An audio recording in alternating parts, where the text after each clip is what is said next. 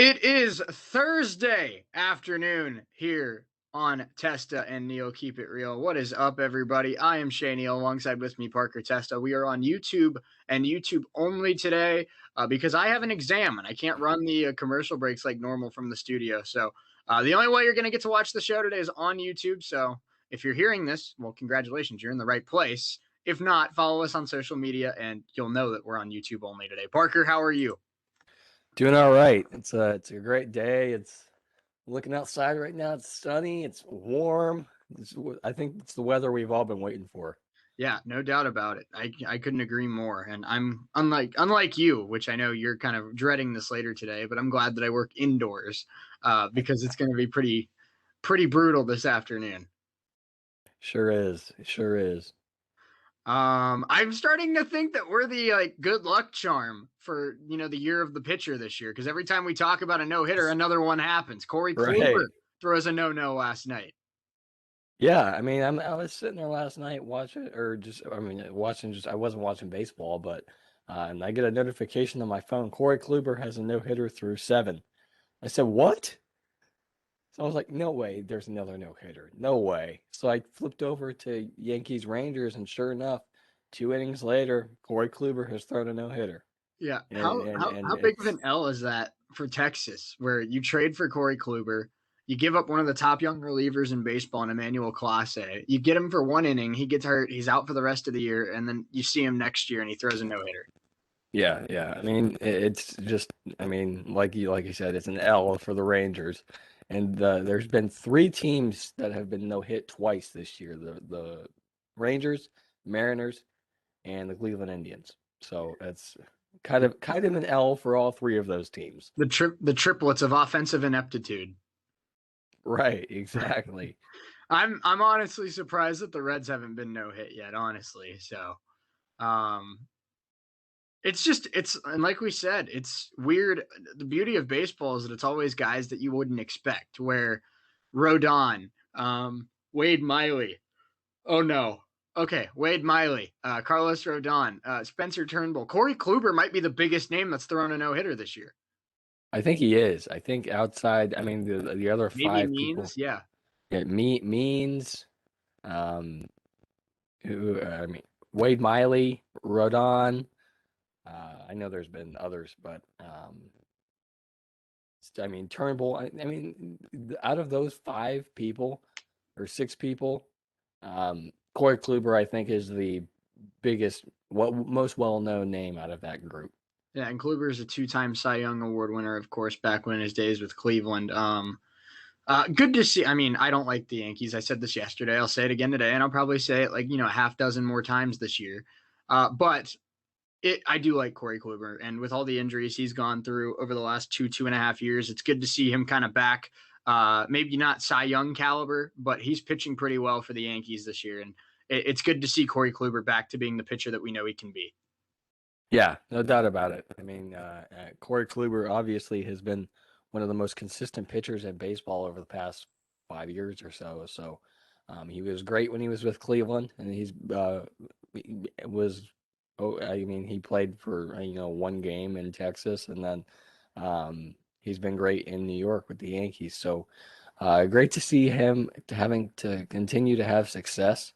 I know there's a lot of guys who kind of, I mean, baseball's tough with pitchers, especially. They have that stretch being really, really great, and that usually lasts for only 3 years or so. But Corey Kluber has been able to be consistently great, and that's something that's really great to see.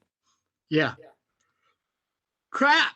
Oh Dang. man, We keep doing these in the morning and I get exposed, man. This is brutal. this is hitting you hard today, buddy. Yeah, no. I tweeted last night for anyone who follows me on Twitter. Um the lack of sleep is finally catching up to me. I had some excitement and some adrenaline get me to like yesterday evening, and then I almost fell asleep on the couch in our lobby. So yeah, we're starting to get to the point where I'm going to need a good like 12 hours of sleep tonight. Yeah, I mean it's. I mean, morning shows are tough. I don't know how Patrick does it, especially. I mean, we record a lot of times while they're on the air, and Patrick's. I mean, one of the best ever, Mm-hmm. best people ever. The goat. Yeah, no, But I yeah, mean, yeah. These morning recordings are starting to get to me too. yeah, it's something we've talked about. That's the sacrifice we pay to have a kick-ass radio show. Yeah, and that's something we talked about back before I became, GM, and I was like, I don't know how Sammy comes in at 8:30 every day. And the last, week or so, I've been doing 8 to 5, and it is brutal. I'm not ready to be an adult yet. I can't do 8 to 5. I don't like it. Yeah, yeah. I know we both have talked about this. We both told ourselves we would never have the conventional 9 to 5, 8 to 4. I mean, day job. But when you're having as much fun as we are, it's worth it. Yeah, yeah, and that's what I said yesterday. I was like, this time, 3, 4 months ago, I was leaving. If I left here after 4 p.m., I'd be upset because I'm like, but why did I waste that much of my day here? But now, I mean, I'm leaving at 5:30. I left at 6:45 on Tuesday, and I don't mind it. I don't, and that's usually a pretty good sign. Yeah, yeah. The long days and long hours are worth it, especially if you're having a lot of fun like we are. Yeah, for sure. So Kluber becomes the sixth pitcher to throw a no-hitter this season. Now only one shy of the all-time record for a season with 7, and we have 4.5 months to still get there. I think we can get to Dang 10. it! So who's next for you? Who's next? Who's next as Yeah, far as no hitters go? yeah. Oh man, that's tough. Do you think I mean, DeGrom finally gets one? I want to say one of these bigger names, but based on what's happened this year, it's going to be somebody that we don't really ever It's gonna be talk like about. Jordan Yamamoto. Yeah, or like Sandy Alcantara or something. Like it'll be somebody that we don't It'll really. be Wade Miley again. Yeah, it'll be. I mean, based on the year he's had, would not surprise me at all if Shohei throws a no hitter. No, not at all. Oh my Lord, I'm man. struggling, my guy. I am You're struggling. it's you're having a tough day so far. We're like 10 minutes in. Yep. But yeah, I mean, based Well, on and I have an everything, exam after this too, so it doesn't get any better. yeah, well, I mean, and based on the pitchers who have actually thrown no hitters, so I'm actually going to look at the upcoming schedules for Cleveland and Texas and Seattle to see who they play and probably Mhm. pick one of those pitchers on one of those teams because based on patterns, Yeah, it's going to be one of those teams again. no doubt about it. I mean, I think I could find a way to fangirl about Shohei Ohtani for 5 minutes every show. Maybe that becomes a recurring segment. Like, what did Shohei Ohtani eat for breakfast this morning? Um, he's so good. What the hell? And it's like JJ Watt tweeted the other night and said, enough people are talking about Shohei Ohtani, but not enough people are talking about Shohei Ohtani. Right. And that's exactly how I think I feel. I mean, we talk about Shohei, I mean, at least once every show, but I feel like there should be Mhm. even people that aren't baseball fans talking about Shohei because he's just a king. Yeah, and like I saw a graphic yesterday that said he's first in he's first in the league in home runs, he's first in the league in slugging percentage, and he's first in the league in what was the other stat? I don't think it was OPS because I don't think he's first in that, I but think is he first in WAR? maybe he is. And then as a pitcher, he's seventh in ERA. He's fourth in Ks per nine, and he's first in opponent batting average. He gives up the least amount of hits as a pitcher and also has hit the most home runs as a hitter. Like, that is stupid. It's kind of an for the opponents. For the AL West. Ugh. Feel bad for Seattle and Oakland and the Astros and the I feel bad Rangers. for the guys on the Angels that have to face him in batting practice every day. He just throws Uh, that splitter and you look like a fool. I mean, there's just I mean he's just so damn good. There's no other way to put it. Yeah. And it's cool to see that he's struggled to stay healthy. He's struggled to stay consistent. He's gotten a couple injuries his first couple years in the league, and we're only in mid-May. But if this is the kind of Shohei Ohtani that we get when he's fully healthy, like he might have a Hall of Fame caliber career in less than a decade. Yeah, I mean, no doubt about it. I mean, he's the best two-way player that we've seen since Babe Ruth, and there is no. I mean, I don't think many people would argue with that. I mean, I mean, from based on everything he's done just this year. I mean, having an ERA under 3, having a leading the league in home runs, leading the lead in slugging. I mean, it's just. I mean, he's. I have no words anymore for this guy. No. There's. I mean, I feel like I tweet like once a week about Shohei. I mean, Yeah. just Shohei Ohtani, and that's it. It's showtime. Always. And so other scores around the league last night, just while I have it pulled up, the White Sox beat the Twins 2-1. Lucas Giolito goes 8 innings with 11 strikeouts, only 1 run allowed. He's had kind of a tough year as well, kind of like Luis Castillo. So maybe he's starting to get it turned around. That was a very, very good game by Giolito yesterday. Hit the only run he allowed was on a home run to Nelson Cruz. The Twins continue to look like absolute dog butt without Byron Buxton. Yeah, I mean they're struggling, no doubt about it. Yeah, Giolito gets the win there last night. Shoemaker has the loss. But yeah, they're struggling, no doubt about it. Padres. The Reds really struggled last night. The Reds. I don't want to talk about the Reds. Kevin, we've gotten our butts handed to us 3 days in a row by Anthony DeSclafani, Logan Webb, and Kevin Gausman. We're trying to beat old Johnny Cueto to try and not get swept today. Well, it's surprising because Gausman has had a great season. He's 4-0 with a 1.66 ERA. Mm-hmm. But yeah, it's still Kevin Gausman, man. I mean, you shouldn't be shut out by Kevin Gausman. Yeah, I watched a little bit of the Reds last night, and yeah, they struggled, no doubt about it. Without Moustakas, without Senzel, without Votto, they just don't have a major league lineup right now. It's if you can get Winker and Castellanos from scoring 6 runs, you can beat them. Yeah, for sure. And you just gotta. I mean, in today's game, it's definitely an offensive driven league right now. And that's really just what I mean. It's really what the Yankees do. They just outscore everybody, and that's been their mantra for a while now. And but based on the no hitters we've seen this year, I think the comeback of the pitcher is starting to get into its height right now. Yeah, I agree. Other scores around the league: Nationals beat the Cubs 4-3. How about the Padres beating the Rockies 3-0, finishing off that sweep? Did you see that split that Fernando Tatis Jr. did after he stole a base? I did not.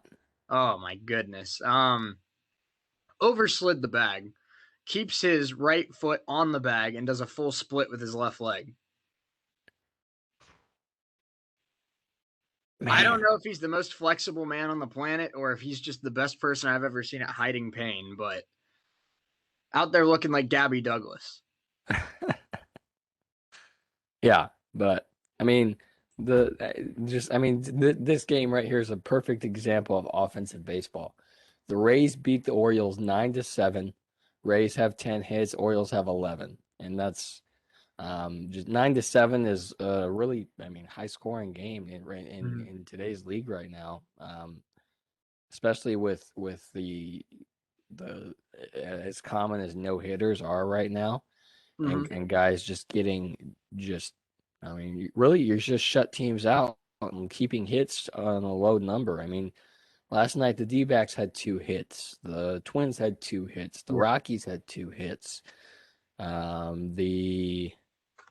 The Yankees Reds had probably didn't have much more than 2. The Yankees had 4 hits. The A's had 4 hits. The Rangers had no hits. So it's, I mean, it's definitely an offensive-driven league, but I think the pitchers are starting to realize that and just mowing guys down more and more often. Yeah, no doubt about it. Pitchers have been dominant this year. Let's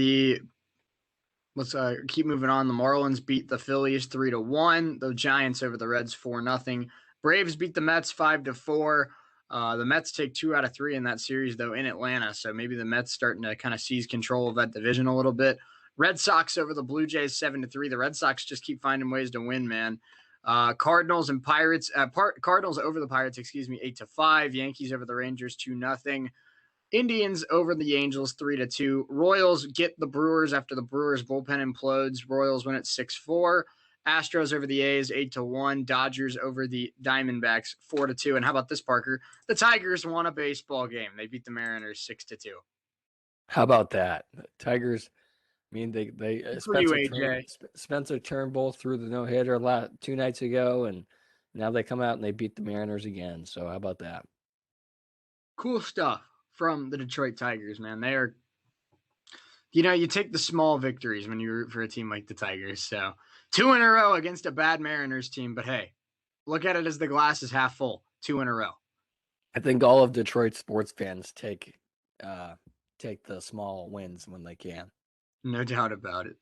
Well, all right. Well, let's move into the NBA because we had a lot of interesting storylines in the NBA last night. LeBron and Steph Curry played in the play-in tournament, and it lived up to the hype. It was a great game. Sure did. My Warriors take from yesterday was looking really good through 3 quarters, but LeBron came out in the 4th and did what he does and gets poked in the eye. And I know he said after the game he was seeing 3 baskets and he just aimed for the middle one. So, that just tells you the greatness that LeBron has. And goes out and just hits a shot from half court with 30 seconds left and ices the game there for the Lakers. It was 2 great games last night. Yeah, and I think Kendrick Perkins is most of the time an ignorant boob, but I think he hit the nail on the head last night. And he said LeBron James played a C+ caliber game for his standards. Like he was just barely above average. But you still look at the stat line, and he had 22 points, 11 rebounds, 10 assists, and the game-winning 3 to win the game. Yes, he did. LeBron played fantastically as well. Steph Curry played as good as you could play in his position. He put up 37 last night and almost won that game single-handedly for the Warriors. But, LeBron just did what he does. Anthony Davis put up 25. LeBron put up 22. Dennis Schroeder had 12.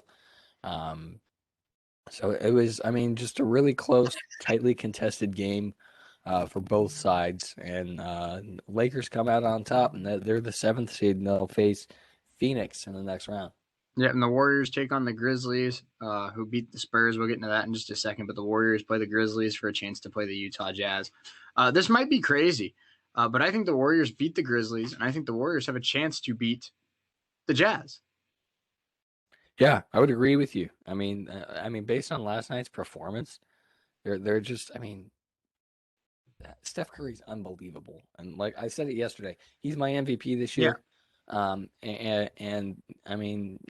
agree with you. The Warriors definitely have a chance here in this series. I think they beat this team. I really do. Yeah, I think it could go either way. I think the Jazz are a very talented team with Donovan Mitchell, but I think Steph Curry is just playing all-world basketball right now, and I think that it's so close right now between Steph Curry and Nikola Jokic for the MVP race. Jokic has had an unbelievable season, but I feel like without Jokic on the Nuggets would still be a fringe playoff team. Without Curry on the Warriors would have had the worst record in the NBA. Yeah, no doubt about it. With the absence of Klay Thompson, who's had some, really just unfortunate luck the last 2 years. Draymond Green is a lot of times, like you say, an ignorant boob, but he's not very good anymore. But Steph Curry has actually just carried the Warriors to their 39-33 record this year. Yeah, and he's just great. So I think they beat Memphis, and then like we talked about, they have a chance to beat Utah. They do. They really do. Let's get into the Memphis and San Antonio game. The Grizzlies jumped out to a huge lead, like a 21-point lead. I think was their largest of the game, even into the second half. But the Spurs came all the way back, took the lead down the stretch. But Ja Morant able to close them out. The Spurs fall 100-96, and the Grizzlies move on. The Spurs season comes to an end. But how about that shot by Rudy Gay with a hand in his face from like 10 feet behind the 3 point line when they were down by 6, just to give them a shot. And the Spurs, I mean, they dug themselves in a hole that they inevitably could not get out of, but they showed a lot of fight, and that's just the staple of a Greg Popovich coach team. Yeah, no doubt about it. I mean, we all know how great Coach Pop is. I mean, we talked about him yesterday. We both agree that he's our favorite coach in basketball. Even though he's been there seemingly forever, he's one of the greatest NBA coaches to ever do it. And I mean, he just showed a lot of fight. Rudy Gay played fantastically, hit that shot like you said. DeMar DeRozan played great. Both guys had 20 last night, and but Memphis was the better team last night, and they pulled it out. Yeah, no doubt about it. And I'm a big Ja Morant fan. I will be the first to um, brag to people that Wright State held Ja Morant to 8 points when he came to the Netter Center in 2017. So just saying. But he's a little bit better at basketball now than he was in 2017. So I feel like if Ja Morant came to the Netter Center in 2021, he'd be scoring a little bit more than 12 points. Yeah, yeah. I mean, he's just one of the greatest young players in the NBA right now. I mean, the tournament run that he helped Murray State go on a few years back was just unbelievable. It's really what caused him to get drafted as high as he was. But yeah, I mean, John Morant, he didn't score the most points last night. He had 20. And Dylan Brooks played fantastically. He put up 24, as well as Jonas Valanciunas put up 23.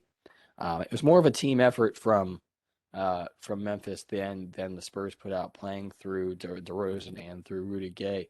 But I think that's why Memphis ultimately won this game, as they played more of a team style of basketball rather than playing through one player. Agreed. I think we kind of touched on that yesterday too. I think we said that Memphis was the more talented team with Ja Morant, Dylan Brooks, Jaren Jackson Jr., Jonas Valanciunas. Uh, they stepped up when they needed to step up, and they played team basketball, and that's what Taylor Jenkins has been emphasizing in his time as head coach. And it paid off. And now they take on a very hot Golden State Warriors team for the 8 seed. I think the Warriors will be favorites because Steph Curry might be the best player on the planet right now. But that Grizzlies team is definitely capable of winning that game. Yeah, for sure. I mean, you look at how great Memphis is, or I'm sorry, you look at how great Steph Curry and the Warriors are. But with the team effort that Memphis put up last night, I see no reason why they wouldn't have a shot in this game, because the Warriors play more through Steph Curry than the Memphis plays through their entire team. So Mm-hmm. I think having that team effort is what caused them to beat the Spurs last night, and it's what's causing them to have a real shot in this game against the Warriors. Yeah, I agree. And I think that this Memphis team is one of the better teams that is in this tournament. I think a lot of these teams, or that's in the playoffs, I shouldn't say tournament, but maybe the play-in tournament. But Kind of is a tournament. yeah, I think though that there are a lot of these teams that are built around one or two star players, and it's just kind of a battle of your stars. Where we're going to see the Brooklyn Nets versus the Boston Celtics. Let's be real. It's not Nets versus Celtics. It's Kevin Durant versus Jason Tatum. Um, like the another matchup in the playoffs is between the Mavericks and the Clippers. It's not Mavericks versus Clippers. It's Luka and Kristaps versus Kawhi and PG. Like, these matchups are based around the stars, and that's just how it is in the NBA, and that's how it is. That's how it's always. I think it's going to be. It's not going to change anytime soon in the NBA. It's just kind of how it's going to be with the matchup of superstars. So sometimes it's a little refreshing to sit back and watch a team like the Memphis Grizzlies that have Ja Morant, who is a superstar caliber player, but they also play through 7, 8, 9 guys, and it's a team that can beat you in a lot of different ways, and that's kind of rare in today's NBA. Yeah, yeah. The NBA, like you said, is very star oriented right now. The big names in the NBA is what people tune in for, and that's been the NBA's kind of what they thrive off of. And I mean, the last 10 years, I mean, we haven't seen really team oriented basketball in a long time. Hmm. And that's something that I think personally that I miss about basketball. That's something where I think that's why I've quit watching a lot of basketball. But I think these teams have definitely the NBA knows that they're a oriented league, and I think that this play-in tournament that they've created is something that is they want to bring back those fans that kind of have tuned out because they don't like the star aspect of the game. I think they've created this tournament to create a new thing that really hasn't been done in the NBA before, and they want to try to bring some of those fans back. And it's I mean personally, it's worked for me. I've enjoyed watching it.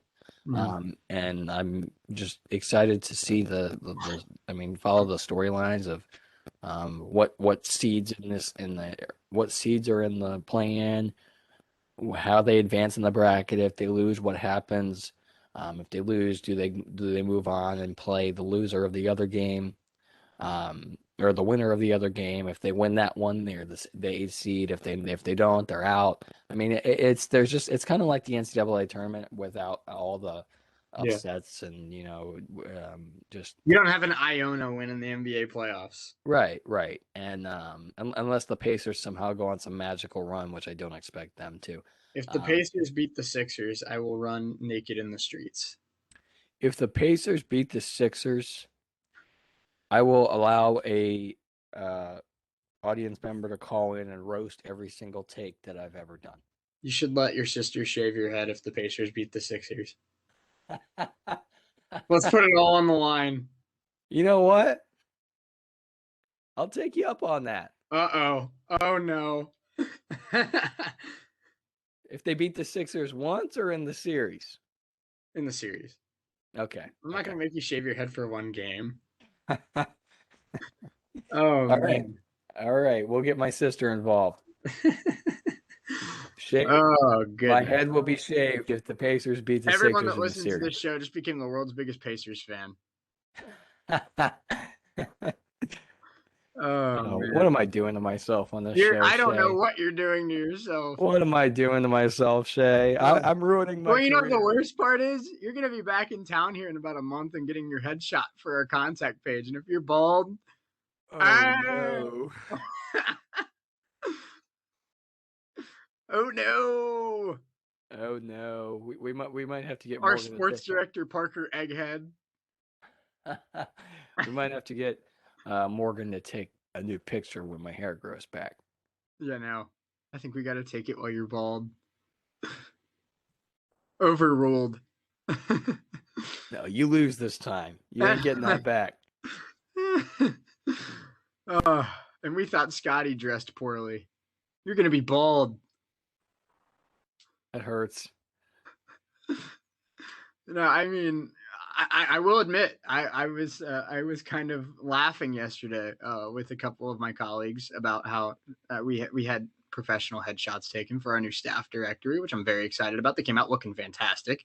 Um, but our programming director Scotty comes in wearing a Hawaiian shirt, his nicest Hawaiian shirt, I might add, as well as a SIGEP hat, and I thought it was hilarious. And you know what? I will admit, when we got the headshots back last night, nobody really pulls off Hawaiian like he does. He looks pretty good.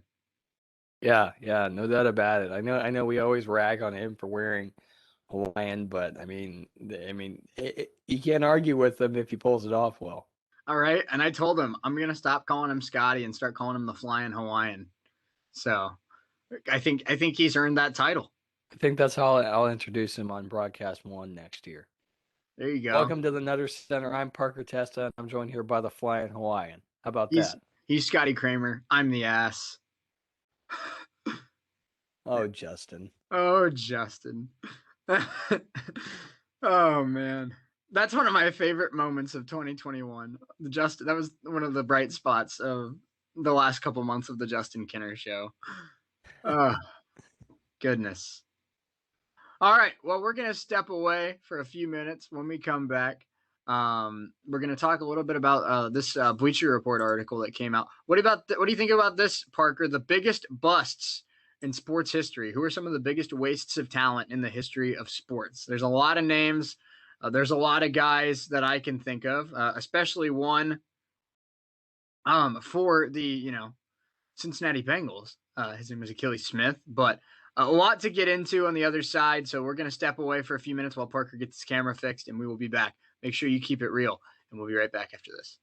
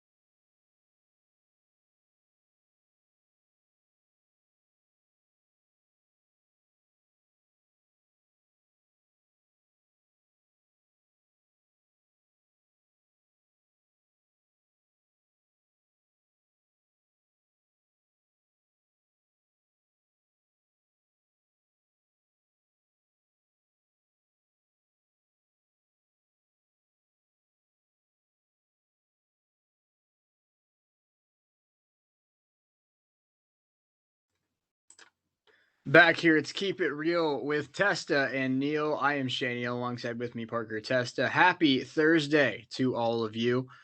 When you're watching this, I'm in the middle of an exam, so pray for me because Lord knows I'm not ready for it. But that's the beauty of college. You take W's, you pull it out when you need to pull it out, and you deliver in the clutch and you move on. So that's the plan for today.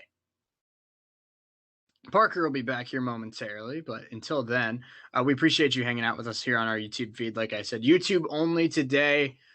We will be back on WWSU 106.9 tomorrow, but we appreciate you hanging out with us regardless. We still have a lot to get into today. We want to talk about the greatest, or I shouldn't say the greatest because they're kind of known for not being great, but the biggest busts in sports history. And you can let us know how you feel.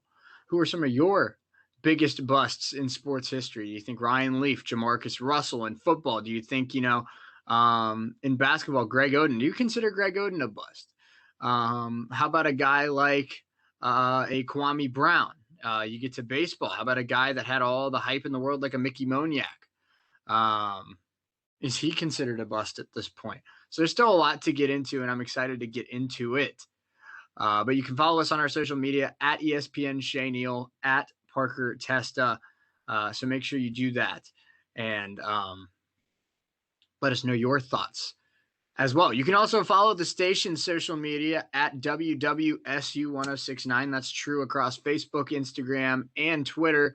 So make sure you follow us there. You can catch up with all the latest news on WWSU. Lord knows we got a lot going on right now. So make sure that you stay up to date with WWSU news and keep it locked with us. Our marketing team, led by Morgan's, doing an outstanding job right now. So make sure you support them on social media because we got a lot of really cool stuff coming. Absolutely.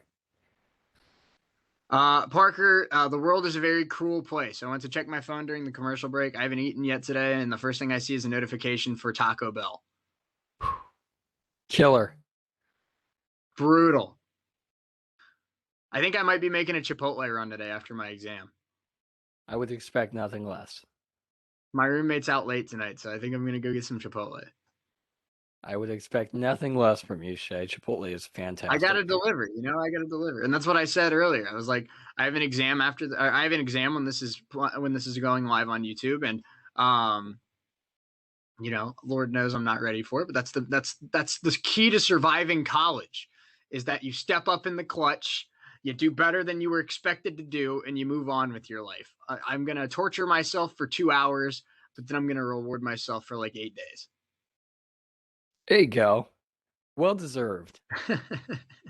I'm going to go home and take a 12-hour nap tonight because Lord knows I need it. So if any director needs anything, call me on Monday. Now, but let's get into this. The greatest sports busts, and I keep saying greatest, but no, it's the biggest sports bust because they're known for being not great. The biggest wastes of talent in the history of sports, and this is the first one, and I like it a lot. He wasn't a bust out of college, but he was a bust when he signed the biggest contract in the history of the NFL as a defensive player, Albert Haynesworth.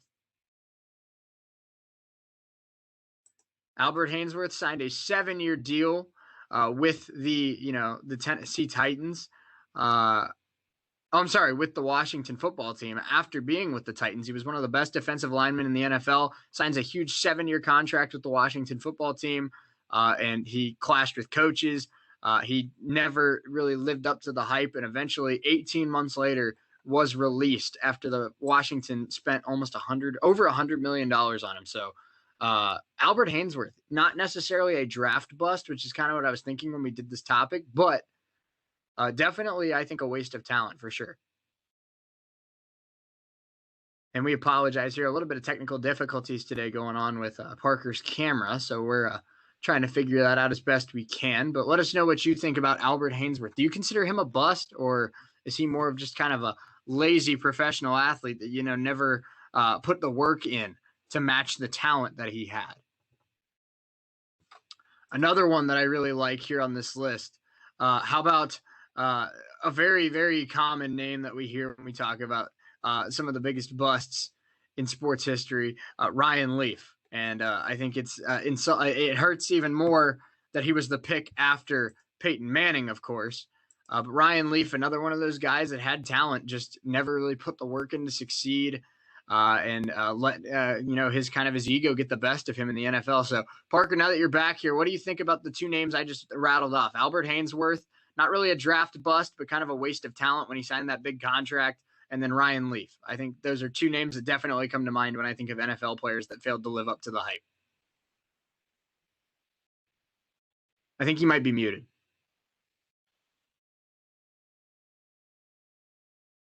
Uh-oh. I'm not picking you up, so that's no bueno. You know what you should do? You should leave the room and then come back. See if that helps. Because he might just need to reset everything. All right, he'll return with us here in a second, and we'll get his opinion on Ryan Leaf and Albert Haynesworth. But we do appreciate you hanging out with us here on we're not on WWSU 106.9, but normally we appreciate you hanging out with us on WWSU 106.9 FM, as well as our YouTube feed at WWSU 106.9. We have a lot of really cool stuff in the works here at this station, breaking a lot of records that the station's had for a long time. So I'm really excited about what's coming up in the future for WWSU. And we have, we just got new staff headshots yesterday. We're about to do staff spotlights. Like I said, everyone in this station on the staff is just killing it right now. And that's just, the people that are here over the summer. So you also have, our DJs coming back in the fall. You also have some people that are going to be joining the station when they come to campus in the fall. I'm just really excited to get going and meet everyone. But it's been a blast so far. I mean, I was talking to one of my coworkers yesterday, and I said, I'm working, 8:30 in the morning to almost 6 o'clock at night, and that used to bother me. And now I'm having fun with what I'm doing, so it doesn't bug me as much because I'm enjoying what I'm doing. So excited, and we appreciate you hanging out with us all summer long here on WWSU.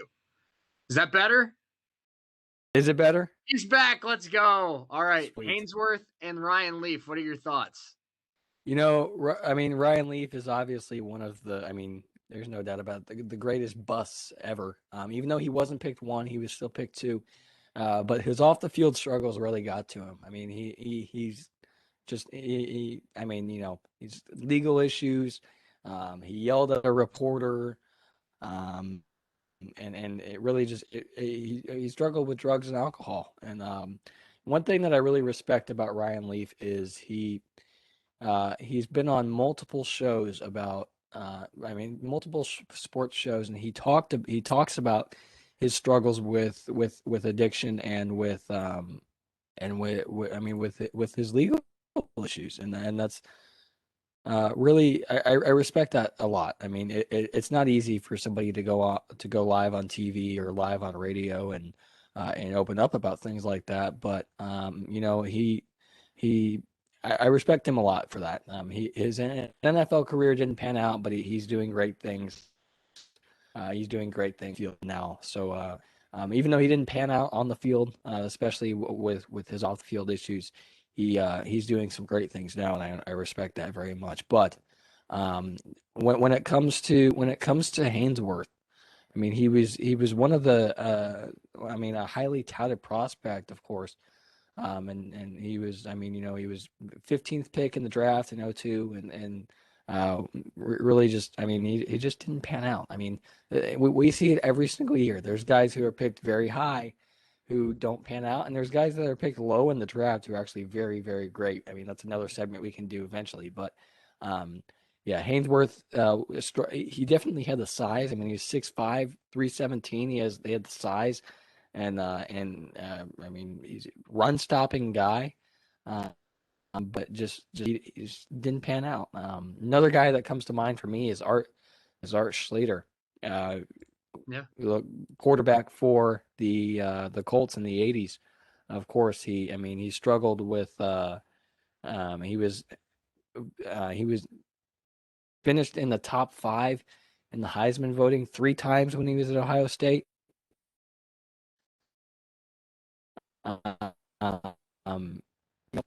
He struggled and uh, his first year. In his first career, his first 6 starts, he didn't win any games, and then of course struggled with. Yeah, and I agree. I think that it's always tough when, I don't know if you can call Tim Tebow a bust, but you can call Johnny Manziel a bust, and it's something that it's those guys that tear up the place in college, and then just don't ever live up to that same level of expectation in the NFL or in professional sports is always kind of a tough pill to swallow. Where Tim Tebow, maybe the greatest college quarterback of all time, but really not a good NFL quarterback. Hence why he was out of the league for 9 years before signing with Jacksonville actually earlier today. It's a difficult, like I said, it's a tough pill to swallow when a guy that you just see tear up the college game for so long and just be like one of these faces of the sport, icons of the sport, gets to the NFL and they're just not the same. Another guy, I don't know if I'd call him a bust, but he's definitely been underwhelming, Jameis Winston.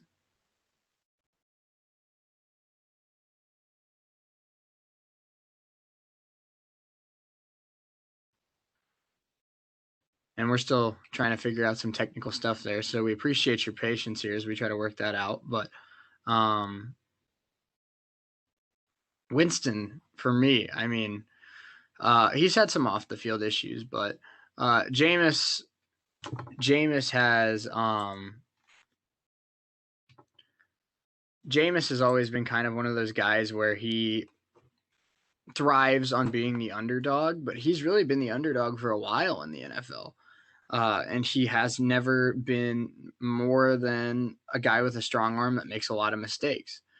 So I think, I don't know if like I said, I don't know if I throw Winston in the bust category. But he's definitely not what we expected when the Buccaneers took him number 1 overall back in 2013. They thought Winston would be their guy for a decade, and they had to move on from Winston to get Tom Brady. So it's definitely been weird. Yeah, so Winston's one for me. Another one, if we're gonna keep doing NFL, obviously Jamarcus Russell.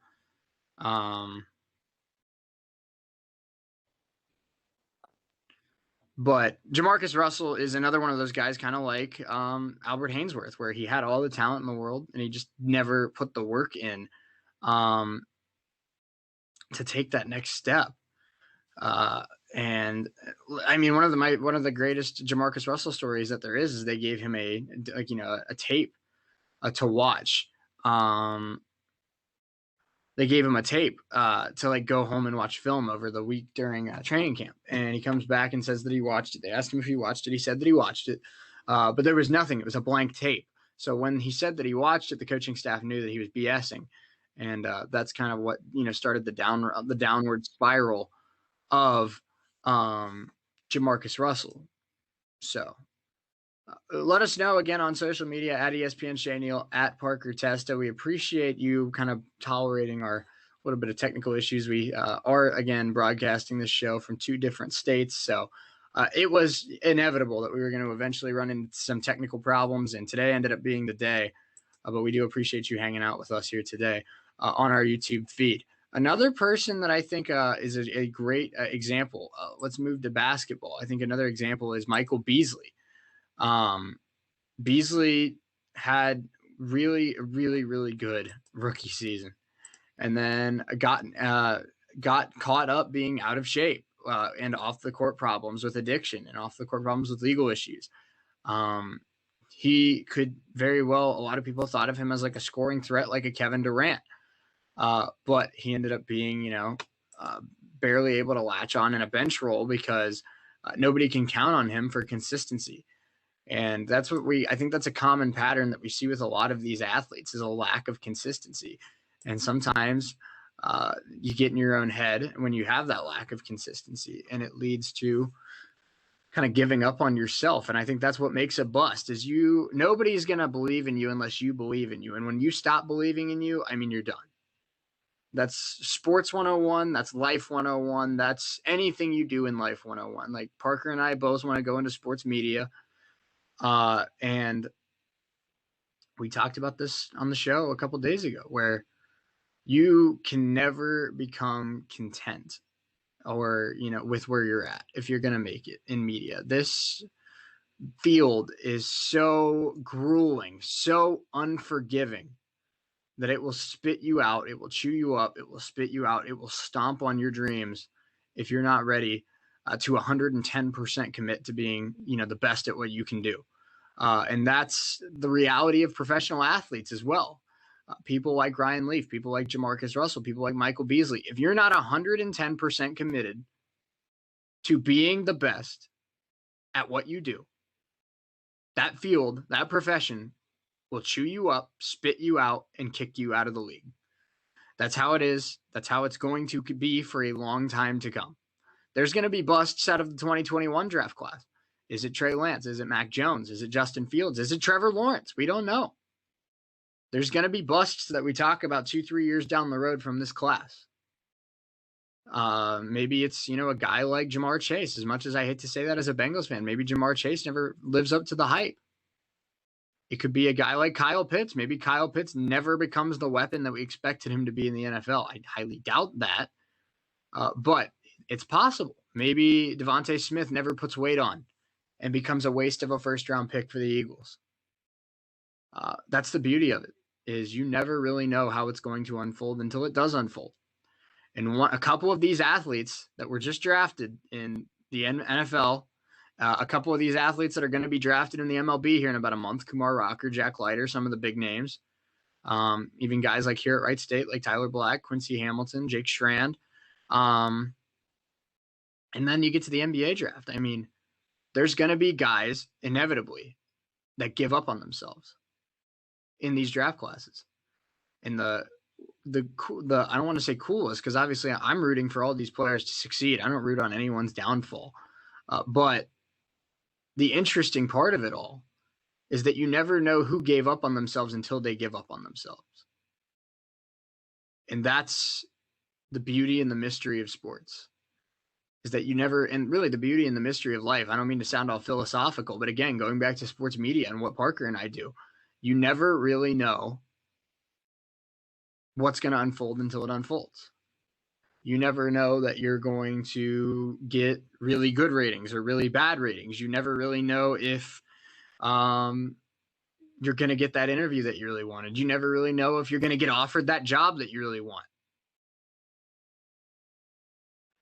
And it's scary, but it's also, the thrill of it. It's like riding a roller coaster. And it's constantly a bunch of slow uphills followed by rapid downhills. And you got to enjoy all of it. And some days are going to be a lot harder than others. And some days are going to be, the best feeling in the world. But that's the beauty of it. And that's what makes, I think, again, going back to the greatest busts or the biggest busts in sports history, I don't think it's because they didn't have the talent. I think it's because they lost that belief and that confidence in themselves. And I think that's what ends up making a bust, is when you give up on yourself.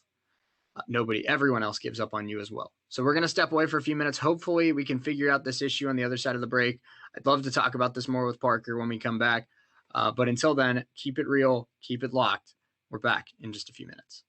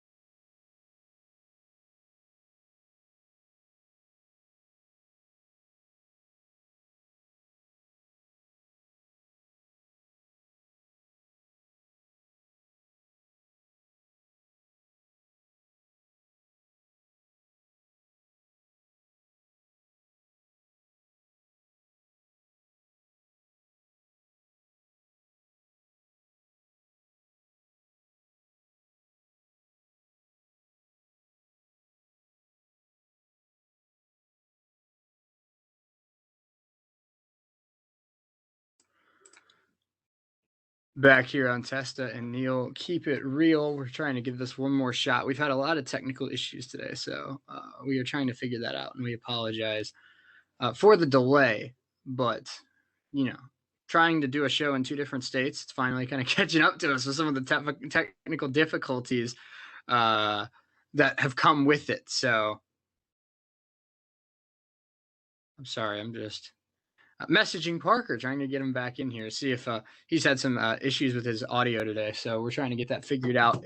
If we can't, we might just chalk up the L for today, but we'll try and do the best we can.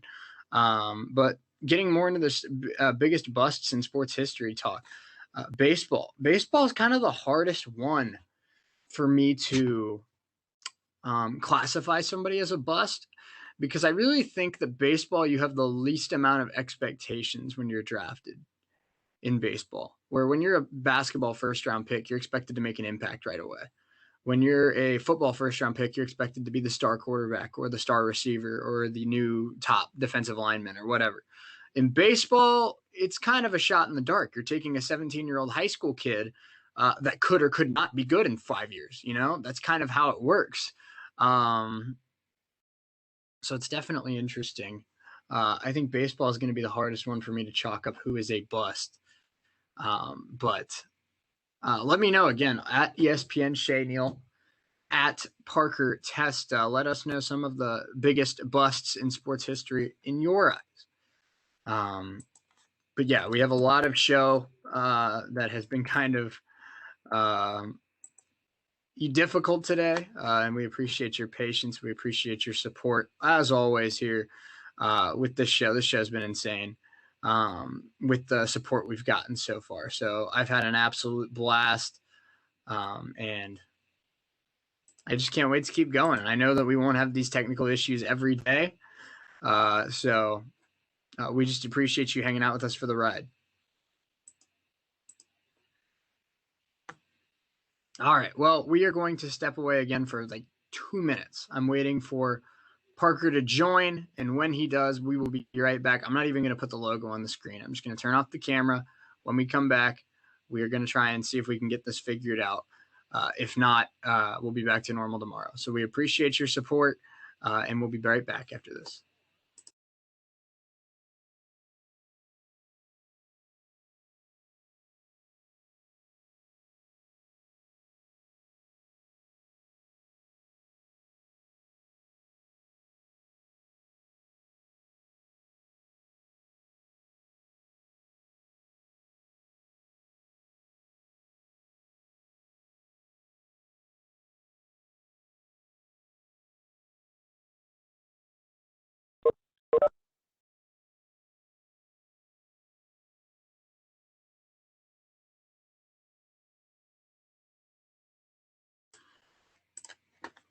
All right, let's give this one more shot, shall we?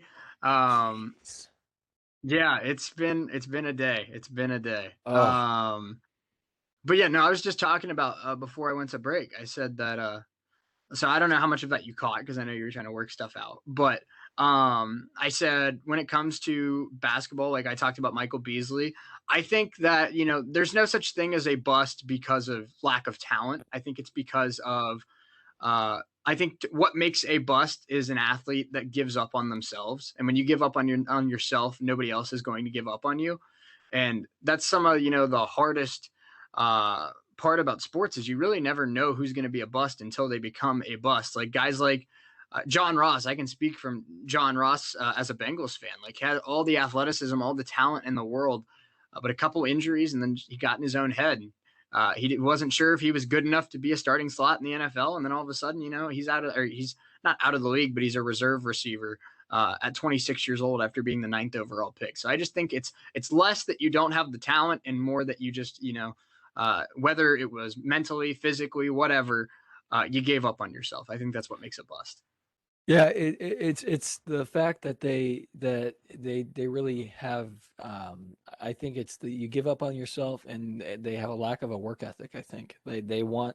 I think athletes coming out of college, they think they're done with work. They think it's just we're gonna go in and we're just gonna play, and that's not what happens. And you have to go in, you have to compete, you have to work. And I think that that's what happens with a lot of guys is just they don't want to put in that work. They just want to go out there and just play. And I think that's what they think it's all it is. And it's really not. And I think Yeah. we saw that with Ryan Leaf. I think is a victim of that. Um, yeah. So guys think it's all play and no work, and you got to put in that work and if you want to be great. And that's what I think a lot of I think most people or most prospects coming out, whether in any league that you're in, a lot of guys know that, but some don't, and the ones who don't are the ones who struggle. Right. And I think baseball is the hardest sport to chalk up if somebody's a bust or not, because I think baseball comes with the least amount of expectations for top players. Where, like I said, if you're a first round pick in the NFL draft, you're expected to be the star quarterback or the star receiver or the new face of the defense. If you're a top pick in the NBA draft, you're supposed to make an impact right away and be a future star. If you're a top pick in the MLB draft, you're probably a 17-year-old pitcher coming out of high school, and who the hell knows where you're going to be in 5 years. Yeah, yeah, and then that's a big reason why the minor leagues is so important. You get that it's the minor leagues is a developmental baseball is what it is. For the guys who don't go to college and the people who just signed right out of high school, the low A, single A, double A are the developmental leagues, and that's where you really find out whether guys are going to work or whether they're not. And the ones who not, you rarely see them make it to the major league level because they've kind of been kind of phased out by Right. natural selection, if you will. Yeah. So the guys who struggle are the ones who don't want to put in the work, or they fall into the fame and the fortune. The big paydays just really get to a lot of people, and they waste their money, if you will, and they Mhm. do it pretty quick, and that's why you ultimately see them fall into, whether it's you get addicted to alcohol or drugs, or you get addicted to gambling like Art Slater did.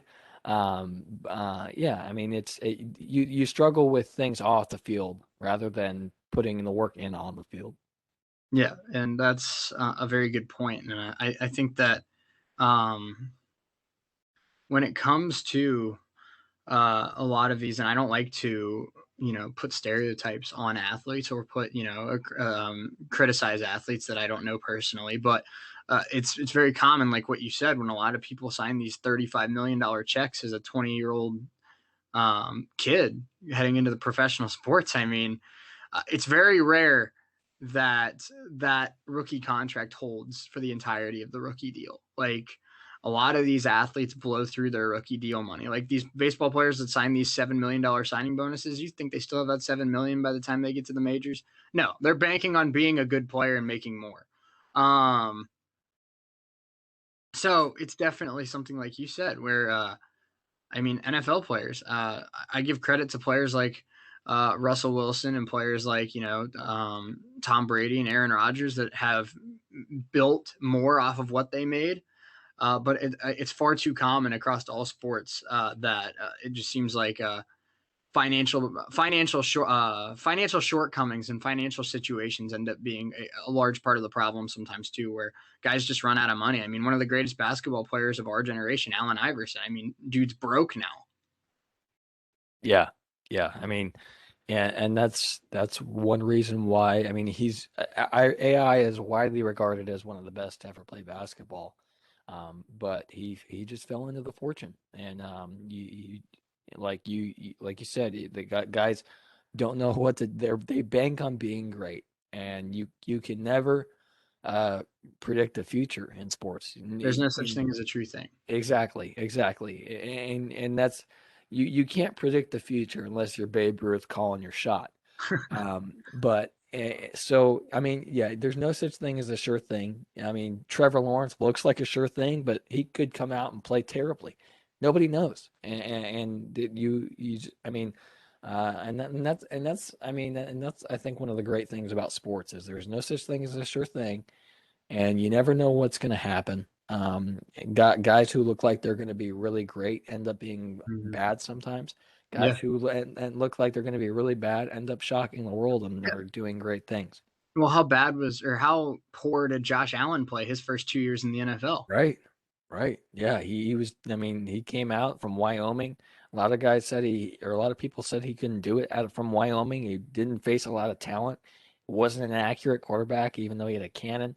But he's developed into one of the league's best. Mm-hmm. Yeah, for sure. All right, we just have a couple more minutes today. A little bit of a shorter show, so I can go take this exam and torture myself. But like I said, I'm gonna reward myself with some Chipotle, so it's all good.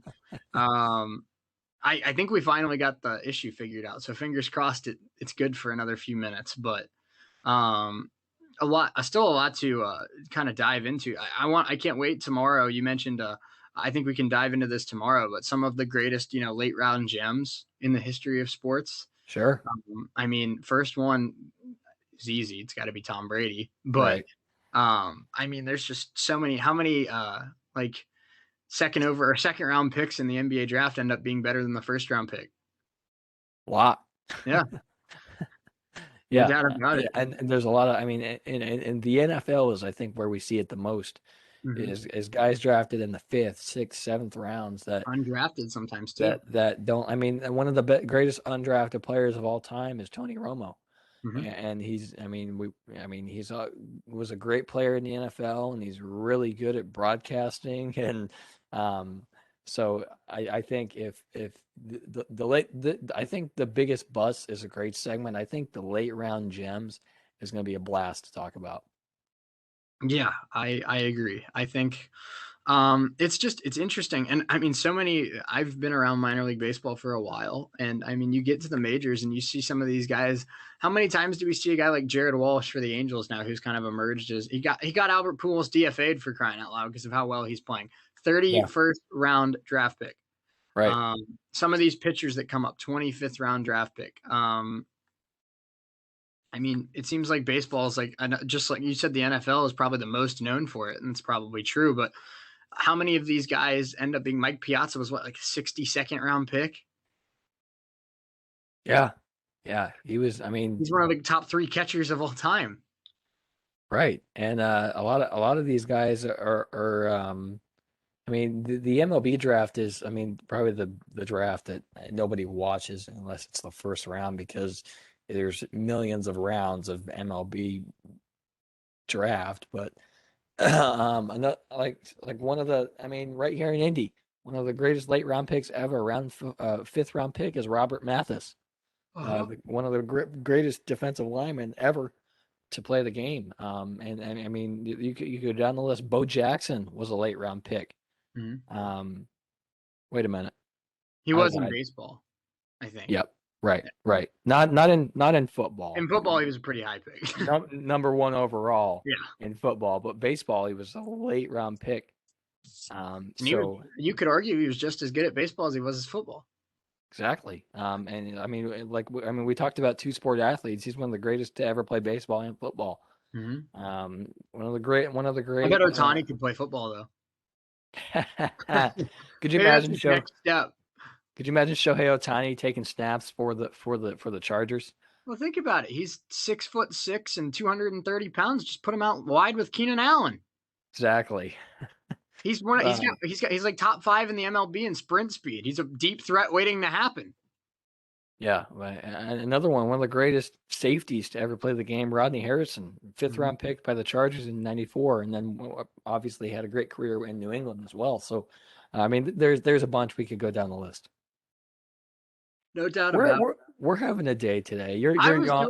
I was doing pretty well, and I just did 2 in a row now to end the show. But I had Yeah, gone like 45 minutes without yawning. But you're yawning. I'm having tech issues.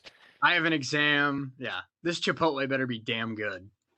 It's gonna be worth it. I hope so. Yeah, no, we appreciate everyone hanging out with us today. It's a little bit of a shortened show. Like I said, hopefully we're back to normal tomorrow with everything.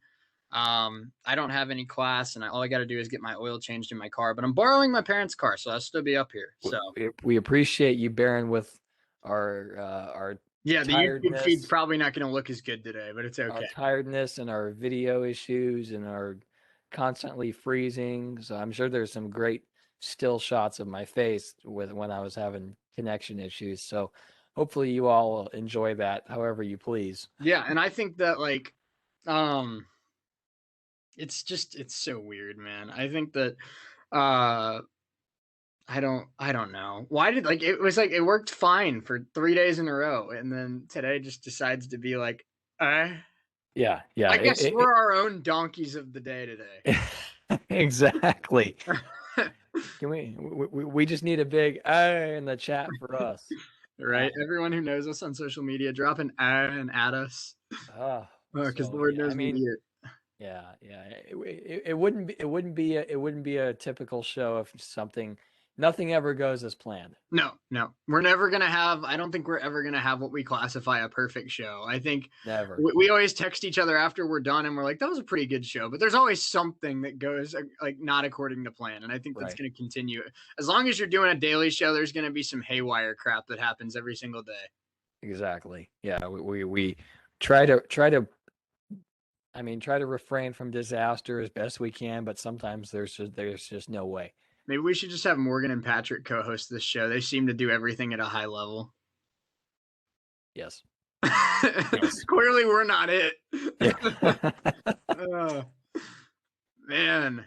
Well, here's to hoping that we're Pacers fans, so I guess we hope that they win. But here's to hoping that they don't knock out the Sixers, or else you'll be bald on our staff directory. I as much as I love the Pacers, can Joel Embiid please score 50 in each of these games? Oh man, you know what? Please. I think I'll put you in the GM slot if you end up having to shave your head. I want to keep this hair for now. Please. For now. Until after there's no guarantees that you have it in 10 years, so you might as well have it now. Yes. And until after this photo is taken of me, we need to keep this. Yeah, there you go. All right. Well, we'll be back again same time tomorrow. We appreciate you hanging out with us. Wish me luck as I try to graduate college. Wish Parker luck as he tries to not let his laptop crap on him again tomorrow. And wish Chipotle luck for delivering on my bowl later on this afternoon. So we appreciate you again, always hanging out with us on the YouTube feed. We'll be back on WWSU 1069 tomorrow. And until then, Parker, any final thoughts? I know I said go Pacers yesterday, but go Sixers. Oh man, it's Colts season. Go Sixers. For the sake of my hair and my headshot photo, go Sixers. And I know I say this every single day, but the Reds suck, and I highly anticipate them losing again today. Until tomorrow, this is Shea Neal alongside Parker Testa saying, keep it real with Testa and Neal. We'll see you tomorrow.